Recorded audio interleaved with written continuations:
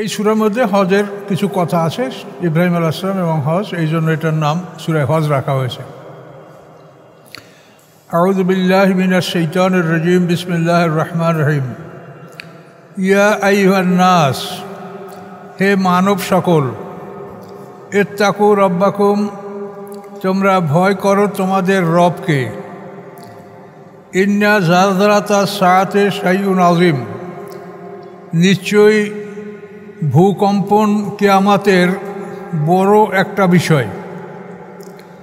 কিয়ামতের দিন প্রথম কম্পন হবে, ইসরাফিলের সিংহার ফুৎকার শুরু হলে প্রথম কম্পন হবে, তারপর পৃথিবী গুঁড়া হবে, পাহাড় সমূহ বালুর মতো হবে, সব কিছু আস্তে আস্তে 40 বছর সিংহার ফুৎকারটা থাকবে। 40 বছর ধীরে ধীরে বাঁশির থেকে বাতাস বের হবে এবং বাতাসের চাপেই এই পৃথিবী ধ্বংস হবে, পাহাড় পর্বত সব কিছু ধ্বংস হবে বাতাসের চাপে। এটাকে জালজালা, ভূমিকম্প বলা হয়েছে। জালজালা সাআতে, কিয়ামতের ভূমিকম্প, শাইউন আযীম, এটা একটা বড় বিষয়। এটা আমাদের সামনে কিয়ামতের বড় আলামত হলো মুহাম্মদ রাসূলুল্লাহ সাল্লাল্লাহু আলাইহি ওয়াসাল্লামের আগমন। তারপরে আর কোনো নবী আসবে না, ওনার সময়টা শেষ হলেই কিয়ামত হবে। এজন্য আল্লাহ রসুলের জন্মের খবর শুনেই আকাশে ফেরেশতারা ঘাবড়িয়ে গিয়েছিল, যেই তো শেষ নবীর জন্ম, এই নবীর সময়টা শেষ হলেই কিয়ামত। তো এরপরে কিয়ামতের অন্যান্য আলামত আছে, সেগুলি প্রকাশ পাবে। এজুজ মাজুজ বের হবে, দাব্বাতুল আরদ বের হবে, তারপর ঈসা আলাইহিস সালাম আসমান থেকে নামবেন, তো পশ্চিম দিক থেকে সূর্য উঠবে, পৃথিবীতে 3টা ভূমিধস হবে, কোরআন আকাশে উঠে যাবে, এই বিভিন্ন আলামত এগুলিও আছে।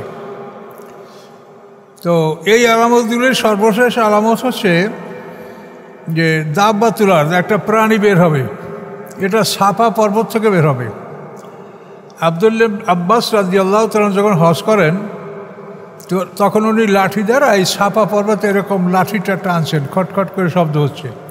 তো উনি বলছেন যে আমার এই লাঠির আওয়াজ দাব্বাতুল আরদ শুনতে পাচ্ছি, এটার মধ্যে দাব্বাতুল আরদ আছে। তো ওই সাফা পর্বত থেকে এই প্রাণীটা বের হবে, সে মানুষের সাথে কথা বলবে, কোনো মানুষ তার থেকে পালাতে পারবে না। মোমেন এবং কুফর, মোমেন এবং কাফের, এদেরকে সে চিহ্নিত করবে। তো এই প্রাণীটা যেদিন বের হবে সেদিনই পশ্চিম দিক থেকে সূর্য উঠবে। তো এই 2টা আলামত প্রকাশ পাওয়ার পরে আর কোনো মানুষের ঈমান কবুল হবে না। এরপরে 100 বছর পৃথিবীতে থাকবে, কাফের বেঈমানরা যেমন ইচ্ছা তেমন জীবনযাপন করবে। তারপর আল্লাহ আদেশ করবেন, ইসরাফিল আলাইহিস সালাম সিংহায় ফুৎকার দিবেন। এই কিয়ামত, এটা সম্পর্কে বহু বিবরণ কোরআনে আছে। তো আমরা মোটামুটি সংক্ষিপ্ত আকারে এটা বললাম যে এইভাবে বিষয়টা হবে। 40 বছর ফুৎকার চলবে, তারপর ফুৎকার শেষ হবে, সব কিছু ধ্বংস হয়ে যাবে। এবং এই ফুৎকারে 2টা কাজ হবে। একটা কাজ হবে পৃথিবী ধ্বংসের বিষয়টা তো আছেই, এটা আপনি সামনেই পাচ্ছেন কিভাবে এটা মানে এটা আস্তে আস্তে আগাবে, সেটা দেখবেন। যে এই সিংহার ফুৎকারে মানুষের যে সলিড দেহগুলি, যাদের দেহগুলি গুঁড়ো হয় না, কবরে গোটা দেহ থাকে, সলিড দেহ থাকে, এই সিংহার ফুৎকারে সেই দিন এই গোটা দেহগুলি গুঁড়ো হয়ে যাবে। আর বিক্ষিপ্ত দেহগুলি, অর্থাৎ একটা দেহ সারা পৃথিবীতে ছড়িয়ে ছিটিয়ে থাকতে পারে।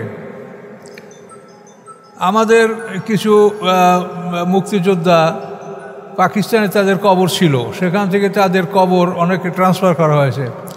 তাদের পূর্ণ দেহটা তো আসে নাই, কিছু অংশ সেখানে থেকে গেছে। কবরস্থান ভেঙে যদি নদীতে ভেসে যায়, তাহলে একটা কবরের মাটি কোথায় কোথায় চলে যায়, নদী থেকে সমুদ্র, মহাসমুদ্র, এভাবে ছড়িয়ে যায়।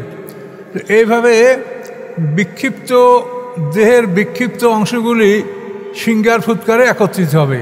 মানে পানি, মাটি, আগুন, বাতাস, 4টা থেকে তো আমার দেহ, এই পানি, মাটি, আগুন, বাতাস 4টা পদার্থ সিংহার ফুৎকারে ঘুরপাক খাবে। ঘুরপাক খেয়ে বিক্ষিপ্ত দেহের বিক্ষিপ্ত অংশগুলি একত্রিত হবে। আর যেগুলো সলিড দেহ, এগুলি ভেঙে গুঁড়ো হয়ে এই দেহ থেকে ফরেন বডি বের হয়ে যাবে। ফরেন বডি হলো আমরা গর্ভ থেকে যে জন্মগ্রহণ করছি, এইটা হলো আমাদের অরিজিনাল বডি, কিচ্ছু খাই নাই দুনিয়ার এখনও। তো হাসরের ময়দানে সবাই এই অরিজিনাল দেহ, অর্থাৎ গর্ভ থেকে যেভাবে পৃথিবীতে আসে ওইভাবেই আমরাও আসবো, অন্য প্রাণীরাও আসবে। সবাই ছোট আসবে, যেরকম মায়ের গর্ভ থেকে পৃথিবীতে আসে মানব, জিন জাতীয় অন্য অন্য পশু পাখি সব ওই একই আকৃতিতে আসবে। তো এখানে আমাদের দেহের মধ্যে অনেক প্রাণীর অংশ আছে। আমরা গরু, ছাগল, হাঁস, মুরগি যেগুলো আমরা খেয়েছি, এগুলির অংশ আমাদের দেহে আছে। ওই প্রাণীগুলিও হাসরের ময়দানে আল্লাহ তুলবেন। তো ওই প্রাণীগুলির যে অংশ আমাদের মধ্যে আছে সেটাকে আল্লাহ তাআলা ওই সিঙ্গার ফুৎকারের মাধ্যমে আমাদেরকে ভেঙে চুরমার করে ওটা আমাদের থেকে বের করে ওই প্রাণীগুলি তৈরি করবে। গড়ের সবাই তার অরিজিনাল দেহটা নিয়ে হাসরের ময়দানে উঠবে।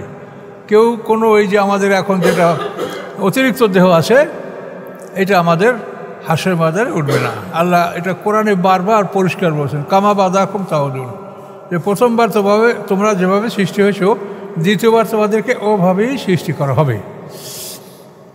তো আসেন, এখানেই অনেক কথা আমরা পাবো। সেই দিনের ভয়ঙ্কর অবস্থা, সিঙ্গার ফুৎকার যখন শুরু হবে তখন প্রত্যেকে মনে করবে যে আমাদের বাড়ির থেকেই বাঁশিটা বেজে উঠেছে।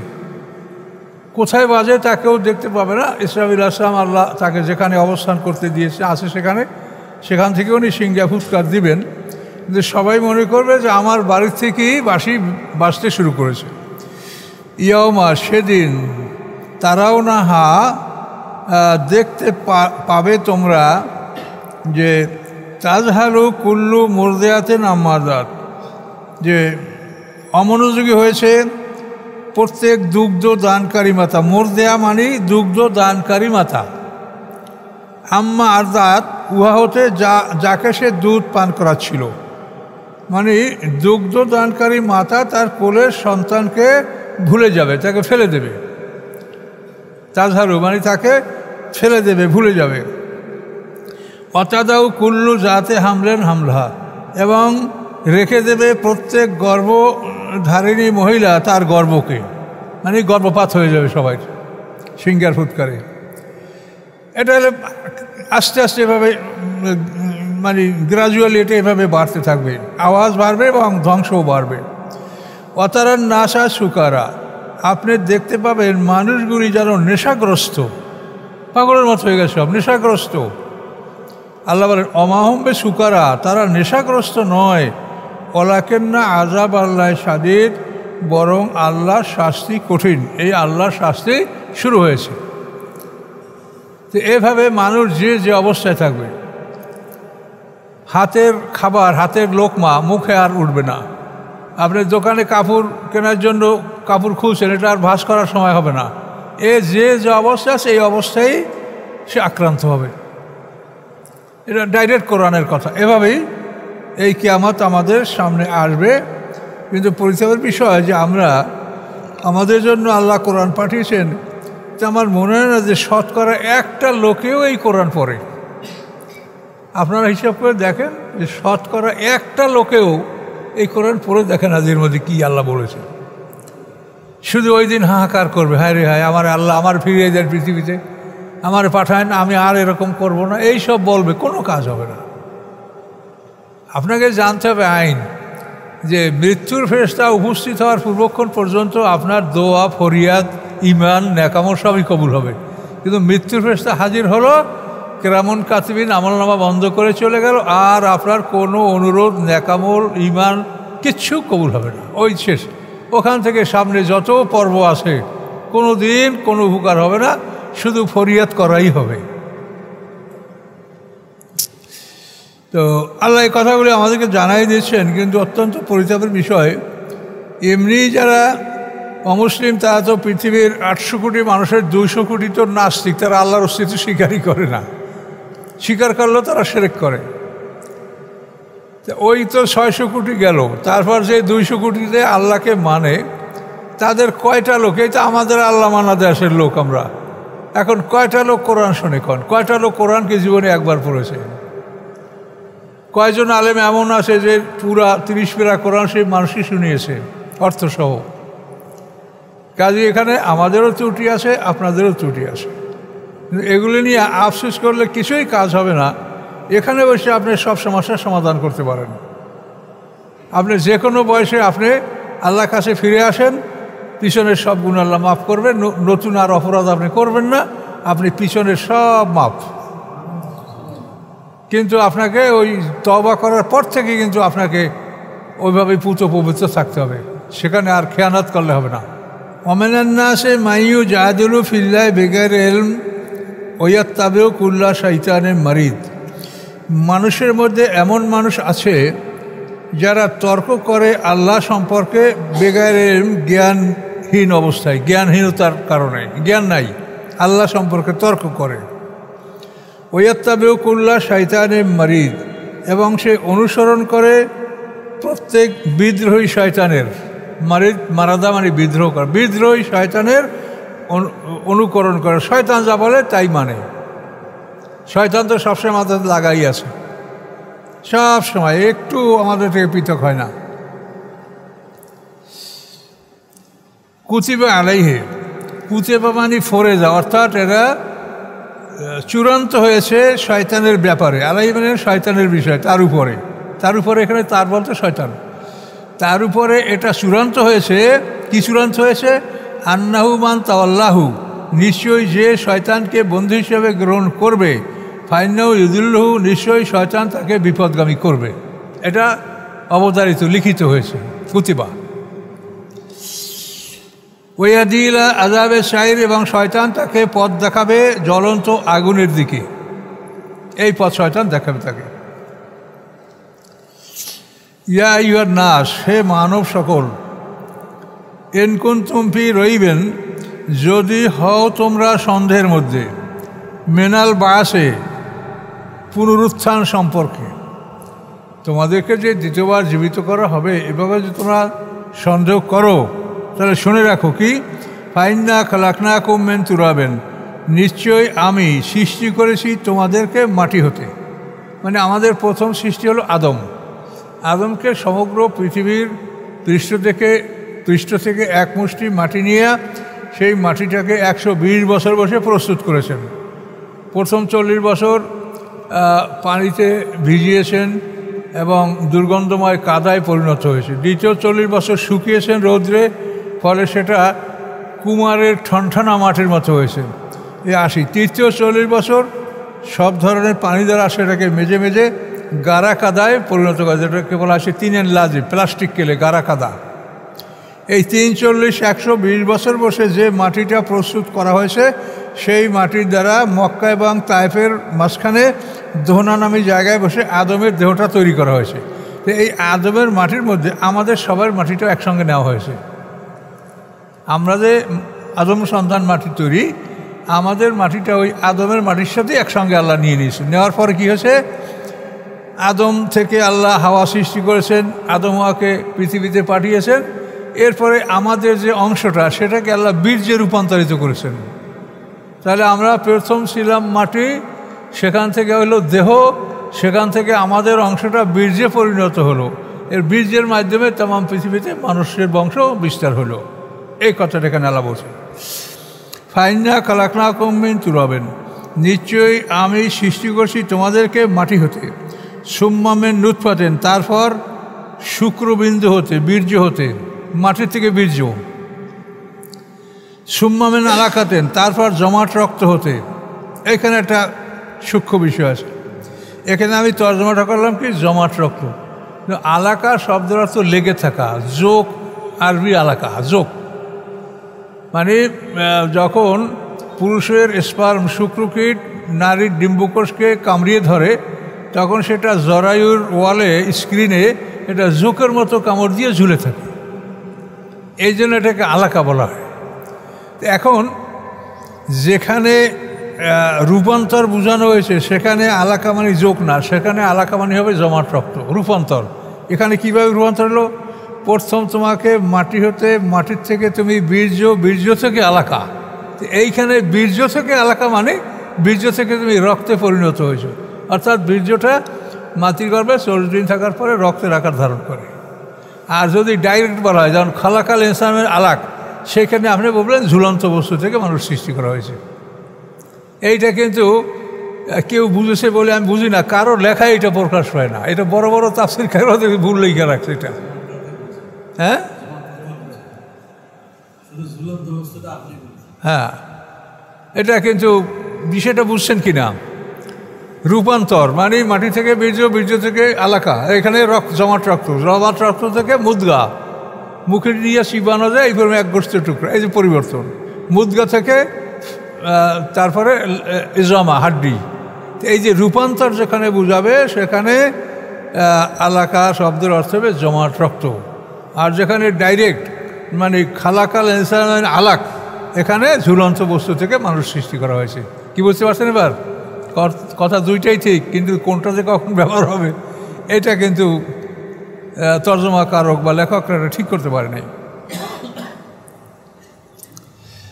তাহলে মেন তুরাবেন মাটি হতে, সুম্মামেন উৎপাতেন, তারপরে বীর্য হতে, সুম্মামেন আলাকাতেন, তারপর জমাট রক্ত হতে, সুম্মামেন মুদগাতেন, তারপরে এক টুকরা গোশত হতে, ওই আলাকাত থেকে এক টুকরা গোশত মানে যেটা মুখে নিয়ে চাবানো যায় এই পরিমাণ এক টুকরা গোশত থেকে মুদগা, ছোট এক টুকরা গোশত। সেই গোশতটা কীরকম? আবার মোখাল্লাকাতেন ও গায়রা মোখাল্লাকাতেন, মানে পরিপূর্ণ অথবা ত্রুটিপূর্ণ। কোনোটা পরিপূর্ণ মানে কোনো রকম মানে সম্পূর্ণ সুন্দর মানুষ, আর গায়রা মোখাল্লাকাতেন সেখানে কোনো না কোনো ত্রুটি সহ, আঙ্গুল হয়তো 19টা, না হলে 22টা, না হলে যে কোনো একটা ত্রুটি নিয়ে, এটা হলো গায়রা মোখাল্লাকা। তো এই গোশত টুকরা থেকে যে সামনে অ্যাডভান্স করবে, এইখানে মোখাল্লাকা মানে ত্রুটিমুক্ত, আর গায়রা মোখাল্লাকা ত্রুটিযুক্ত। আল্লাহ বলেন লেনু বাইয়ানা লাকুম, যাতে আমি বর্ণনা করতে পারি তোমাদের জন্য বিষয়টাকে। ও নুকুর রফিল আরহামে মান আসাউ, এবং আমি স্থান দেই, রাখি রেহেমে মাতৃগর্ভে মান আসাও আমি যা ইচ্ছা করি, 6 মাস থেকে 10 মাস। এবং রেয়ার হয় যে কোনো কোনো সন্তান 2 বছরও মায়ের পেটে ছিল, এটা হয়তো রেয়ার, মানে কোটির মধ্যে হয়তো একটা এরকম ঘটনা ঘটে, কিন্তু স্বাভাবিকগুলো 6 মাস থেকে 10 মাস। তো আল্লাহ বলেন আমি স্থায়িত্ব দান করি তাকে মাতৃগর্ভে মা নাসাউ, যা আমি ইচ্ছা করি, ইলা আজালে মুসাম্মা, নির্ধারিত সময় পর্যন্ত। এই নির্ধারিত সময়ের পরে সুম্মা নুখরিজুকুম তেফলান, তারপরে আমি বের করি তোমাদেরকে শিশুরূপে তোমরা মাতৃগর্ভ থেকে বের হও। এইটা হলো অরিজিনাল দেহ। হাসরের ময়দানে এই দেহ নিয়েই সবাই মাঠে উঠবে। সুম্মা লেতাবলুগু আশুদ্দাকু, এরপরে তোমরা উপনীত হবে তোমাদের শক্তিশালী বয়সে। বাচ্চা থেকে তোমরা শক্তিশালী বয়সে উপনীত হবে। অমেন কম মাইয়া তোয়াফা, এবং তোমাদের মধ্যে কেউ কেউ মারা যাবে, সবাই বয়স পাবে না, কেউ কেউ মারা যাবে। অমেন কম মায়ুরা দুইলা আরজাইলুমার, এবং তোমাদের মধ্যে কাউকে অপমানজনক জীবনে নিয়ে আসা হবে। দুর্বলতম জীবন, অপমানজনক জীবন এখানে নিয়ে আসা হবে, অধিক বয়স। লেখায় লাই আলামা, যাতে সে জানবে না, মেম বাদ এলমেন, জানার পরে সাইয়া কোনো কিছু জানতো, জানার পরে এখন কিছু জানে না। সে একজন ইঞ্জিনিয়ার, ডাক্তার, অনেক কিছু জ্ঞান ছিল, তো এখন জিজ্ঞাসা করলে কিছু বলতে পারে না, জানার পরে জানে না।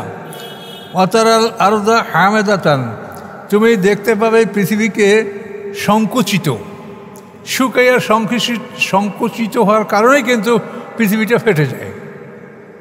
আর যখন ওটা সম্প্রসারিত হয়, ওটা ফুলে ওঠে পানি লেগে, তখন এই আর ফাটাগুলি থাকে না। আল্লাহ তুমি দেখবে পৃথিবীকে সংকুচিত। ফাহেজা আনজালনা আলাইয়ার মা, অথবা যখন আমি নাজিল করি পানি উহার উপরে, আলাইয়ার উপরে পানি, তার জাত, তখন সে আন্দোলিত হয়, নড়ে চড়ে ওঠে, রবাত ফুলে ওঠে, ও আম্বাদাত মিয়ঙ্কুল্লে জাওজেম বাহিজ, এবং উৎপন্ন করে সকল মনোরম জোড়া। আল্লাহ সকল সৃষ্টি জোড়া জোড়া, মনোরম সুন্দর জোড়া জোড়া সব কিছু আল্লাহ এই বৃষ্টির কারণে আল্লাহ উৎপন্ন করেন। সৃষ্টির এই নিয়মটা এটা বিজ্ঞানসম্মত এবং ডাক্তাররাও ঠিক একইভাবে বলেন, এইরকমই হয়। তো তারা একটু আমাদের সাথে ভালো বুঝবেন, এইটার উপরে তারা পড়াশোনা করেন। আল্লাহ বলেন জালিকা, এই যে তোমাদেরকে শোনানো হলো, বেআনাল্লাহু আল্লাহ, নিশ্চয়ই আল্লাহ তাআলা সত্য। এই যে পুরুষের শুক্রকীটটা যে ডিম্বকোষকে নারীর কামড়িয়ে ধরে, এখানে ডাক্তাররা যে তাদের বিজ্ঞানের যেটা বলেছে যে এক পুরুষের যে মানে মানে রোগমুক্ত সুস্থ একটা পুরুষের যে বীর্যপাত হয় তাতে 20-25 কোটি শুক্রকীট থাকতে পারে, কিন্তু তার মধ্যে 1000 শুক্রকীট এমন হয় যে যারা ডিম্বকোষকে আক্রমণ করার জন্য সবেগে জোরে সোরে অগ্রসর হয়। যদি একজনের ডিম্বকোষটা কামড়াতে তারা সব ফেল, আর খেয়ে ওখানে আর দ্বিতীয় জনের কোনো জায়গা নেই। তাহলে কত সূক্ষ্ম!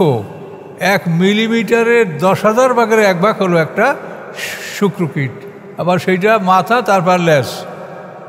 এর দ্বারা আল্লাহ আমাদেরকে এই মানুষ সৃষ্টি করছে। এই জন্য সৃষ্টির কথাটা আল্লাহ বারবার বলে যে আমি তোমাদেরকে কিভাবে সৃষ্টি করেছি এটা ভেবে দেখো। আমি যখন এভাবে প্রথম সৃষ্টি করতে পারছি, এটা আমি দ্বিতীয়বার পারবো না? তুমি পালিয়ে যাবে, হারিয়ে যাবে, মাটির মধ্যে গেলে আর তুমি হারিয়ে গেলে। তোমাকে তো আমি মাটির থেকেই বানিয়েছি, তাই তুমি মাটির মধ্যে হারিয়ে গেলে কোথায় যাও তুমি? এটা জ্ঞান আপনার স্বীকৃতি দেবে না? প্রথমে তো তোমাকে আমি মাটির থেকে বানালাম, এখন তুমি মাটির মধ্যে লুকেই থাকবে, আবার আমি বাইর করবো না তোমাকে? কাজে বাইর করবো, কাজে সোজা হয়ে কাজ করো। বেআনাল্লাহু আল্লাহ, আল্লাহ সত্য। ওয়ান্নাহু ইউহিল মাউতা, এবং তিনি মৃতকে জীবিত করেন। ওয়ান্নাহু আলা কুল্লি শাইইন কাদির, এবং তিনি সব কিছুর উপরে ক্ষমতাবান। ইন্না সাআতা আতিয়াতুন লা রাইবা ফিহা, নিশ্চয়ই কিয়ামত আগত, আসবেই। লা রাইবা ফিহা, নাই কোনো সন্দেহ উহাতে, উহার আগমনে, কিয়ামতের। ওয়ান্নাল্লাহ ইয়াবআসু মান ফিল কুবুর, এবং নিশ্চয়ই আল্লাহ তাআলা তুলবেন যারা আছে কবরের মধ্যে। কবরের মধ্যে যারা আছে তাদেরকে আল্লাহ তাআলা তুলবে। এখন আমি বলবেন যে সবাই তো কবরে না, এটা স্বাভাবিক নিয়মে কবর। আর এর একটা কঠিন ব্যাখ্যা আছে, সেটা হলো যে সিঙ্গার ফুৎকারে যখন প্রত্যেকটা মানুষের পদার্থগুলি একত্রিত হইয়া মানুষগুলা সব রেডি হবে, মানে যাতে আমরা আমাদের সৃষ্টির জন্য যতটুকু দরকার অতটুকু নিয়ে যখন আমরা সিঙ্গার ফুৎকারের শেষ ভাগে আমরা প্রস্তুত হব, তখন আমাদের এটার আগে তো প্রথমে ঘুরতে থাকবে শূন্যের উপরে, পানি মাটি আগুন বাতাস। কিন্তু যখন এটা পতিত হবে তখন ঠিক ওই সব জায়গাতেই পতিত হবে যেখানের মাটির থেকে আমি সৃষ্টি হয়েছি, আমাকে ওখানেই ফেলবে। ওই সিঙ্গার ফুৎকারের বাতাসে আপনি যেখান থেকে তৈরি হয়েছে ওখানে আপনাকে ফেলবে। আপনারা যেখানের মাটির দ্বারা সৃষ্টি হয়েছেন ওখানেই আপনাকে ফেলবে। এবার আপনি অরিজিনাল কবরে গেলেন। এই কথাটাই বলে কোরআনে আল্লাহ, মেনহা খালাকনাকুম ওয়া ফিহা নুঈদুকুম ওয়া মিনহা নুখরিজুকুম তারাতান উখরা। ওই মাটির থেকে তোমাকে সৃষ্টি করেছি, ওই মাটিতে তোমাকে ঢুকাবো, ওই মাটির থেকে তোমাকে বের করব। তাহলে এখন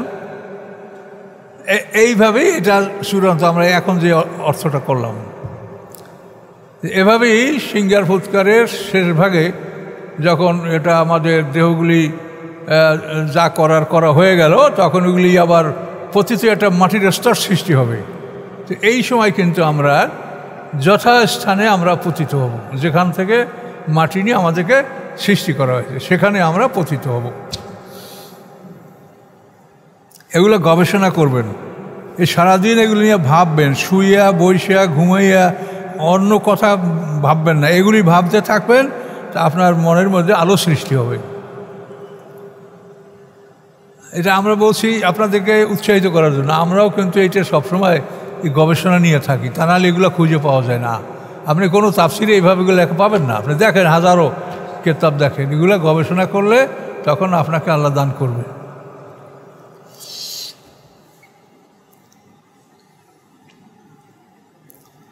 তাহলে এবার বুঝতে পারলেন, ইয়াবাসু মানফিল কুবুর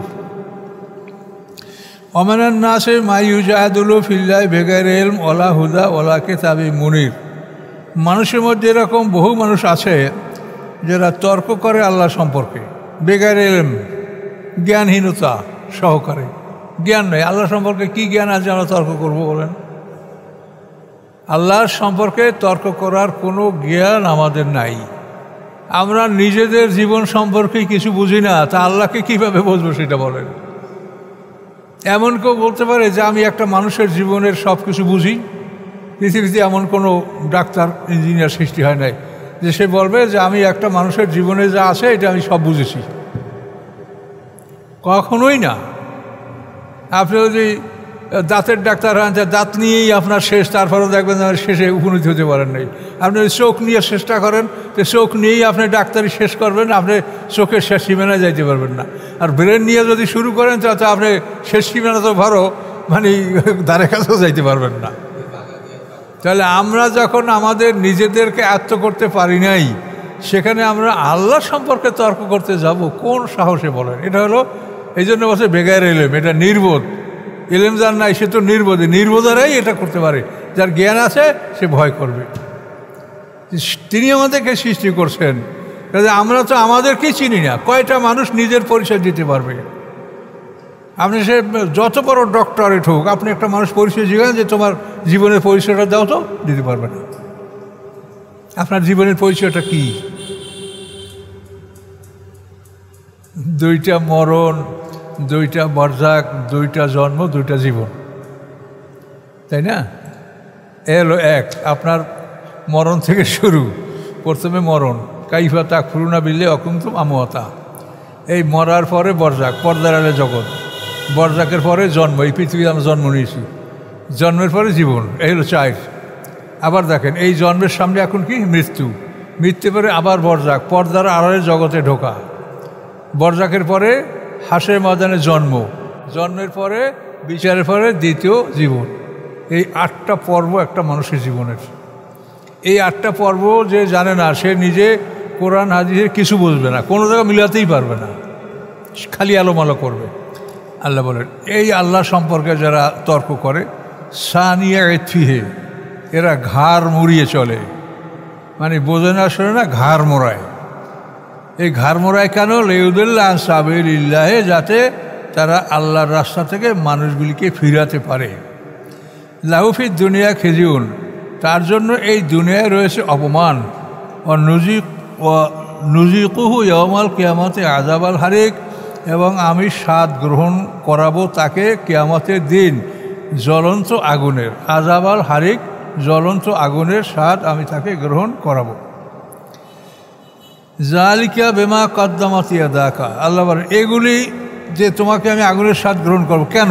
জালিকা ইহা, বেমা কদ্দামাত ইয়াদাকা, এই জন্য যে তোমার দুহাত এটা উপার্জন করেছে। ওয়ান্নাল্লাহ লাইসা বিযাল্লামিল আবিদ, এবং নিশ্চয়ই আল্লাহ তাআলা তার বান্দার উপরে জুলুমকারী নন। সে জুলুম করে কাউকে শাস্তি দেবে না। ক্ষমতা আছে, ক্ষমতার অপব্যবহার আল্লাহ করবে না। এই একরকম।